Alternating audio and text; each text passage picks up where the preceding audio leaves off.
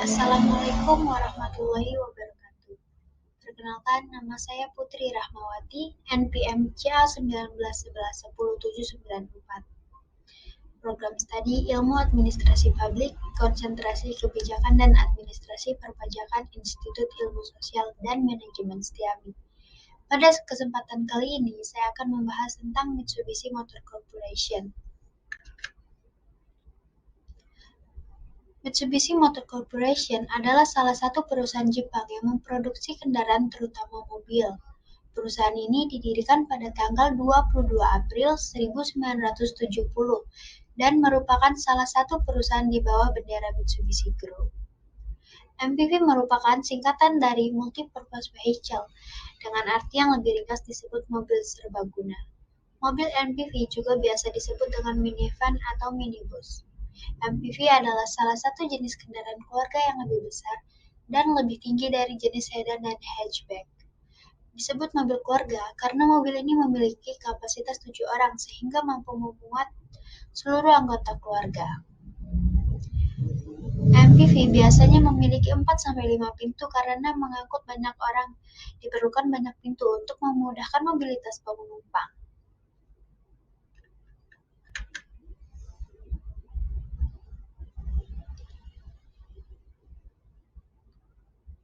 Mitsubishi Motor merupakan sebuah produsen otomotif multinasional yang berkantor pusat di Minato, Tokyo, Jepang.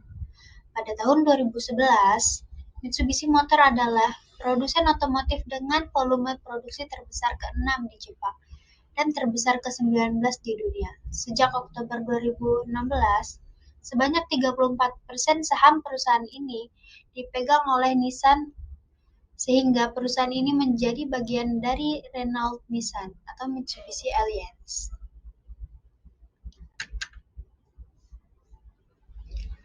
Sejarah Mitsubishi di bidang otomotif dimulai pada tahun 1917 saat Mitsubishi Shipbuilding memperkenalkan Mitsubishi Model A, mobil asal Jepang pertama yang diproduksi secara massal. Sedan berkapasitas 7 orang yang didasarkan pada Fiat tipe 3 dan sepenuhnya diproduksi dengan tangan tersebut terbukti terlalu mahal jika dibandingkan dengan produk dan kompetitornya di Amerika dan Eropa, sehingga produksinya dihentikan pada tahun 1921 setelah hanya 22 unit berhasil diproduksi.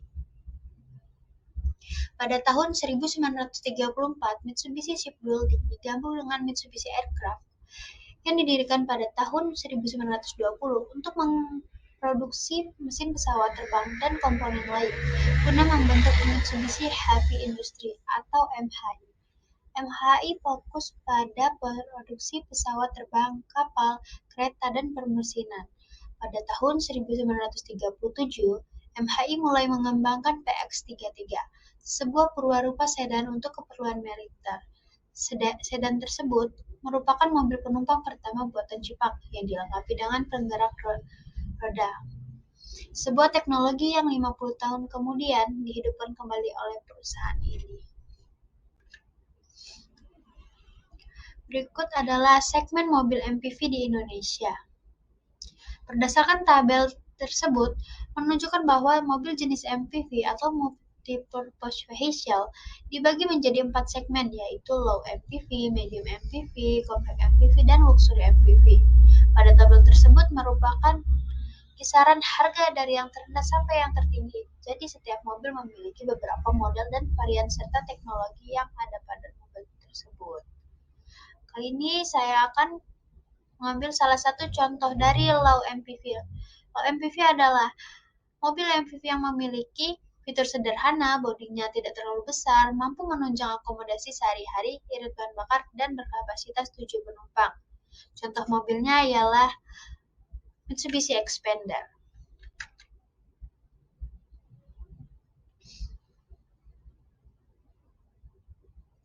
Salah satu produk Mitsubishi adalah Mitsubishi Xpander setelah sebelumnya memunculkan versi konsepnya yaitu XM Concept di IIMS 2017.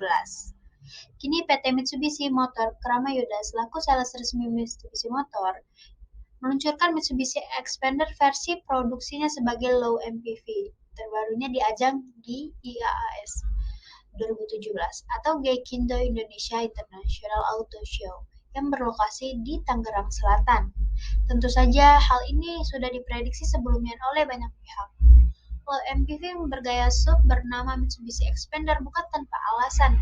Mitsubishi Xpander bakal menjadi pesaing paling berat bagi beberapa low MPV lainnya, semisal Avanza, Xenia, R3, maupun Mobilio yang sudah dikenal lama sebagai salah satu low MPV terlaris sejuta umat. Mitsubishi Xpander merupakan MPV yang mempertahankan kenyamanan dan leganya kabin, sekaligus mengadopsi ciri khas desain yang sporty dan juga ketangguhan berkendara. Mitsubishi Xpander merupakan salah satu kendaraan unggulan Mitsubishi di segmen low MPV. Dalam setiap inovasi yang dihadirkan oleh mobil Mitsubishi Xpander mampu menghasilkan produk yang berkualitas, diminati dan layak digunakan oleh masyarakat luas. Hal ini menyebabkan produksi Mitsubishi Xpander berhasil mendapatkan respon baik di masyarakat sejak diperkenalkan pada akhir Agustus 2017.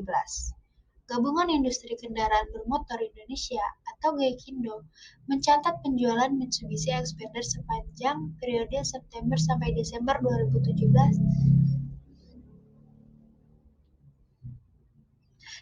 mencapai 13.070 unit.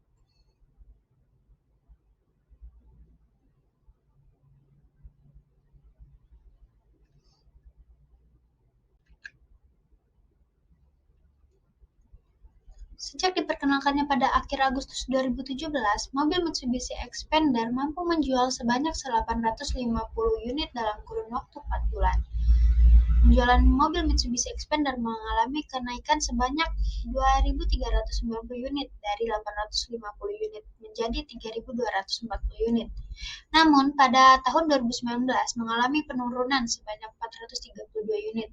Untuk itu, saya akan mengetahui penyebab terjadinya fenomena tersebut. Berikut adalah tabel penjualan Mitsubishi Xpander di Kota Semarang tahun 2017 sampai 2019.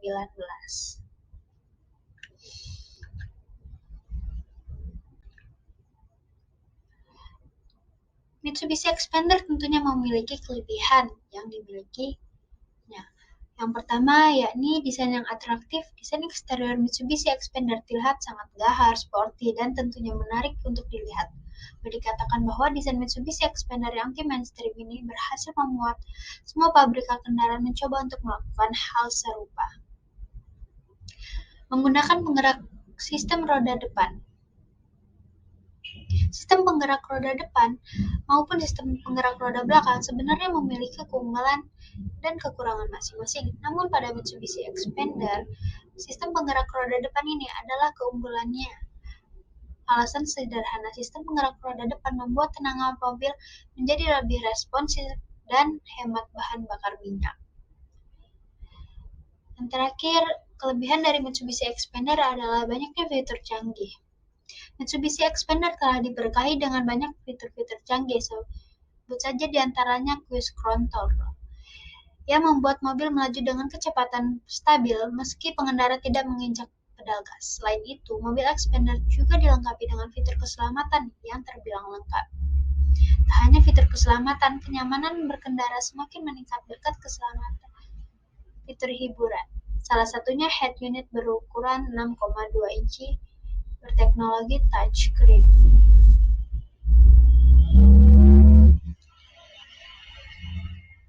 Mitsubishi memang mempunyai kelebihan tersebut, namun dia juga memiliki kekurangan.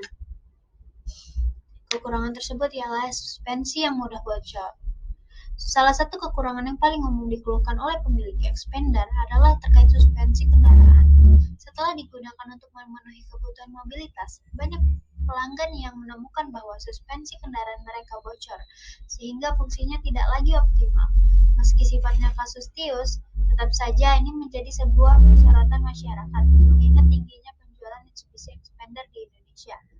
Kelemahan ini sebenarnya sudah mulai tidak terdengar lagi di komunitas. Fuel pump yang bermasalah.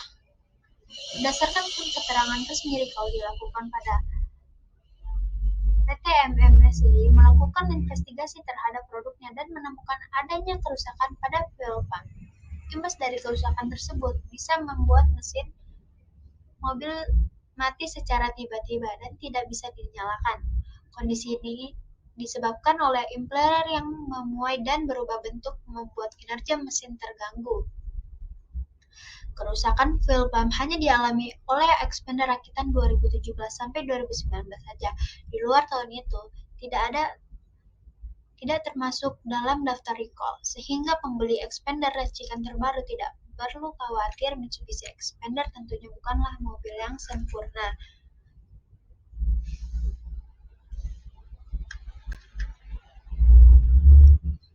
Sekian penjelasan dari saya. Lebih dan kurangnya saya mohon maaf. Wassalamualaikum warahmatullahi wabarakatuh.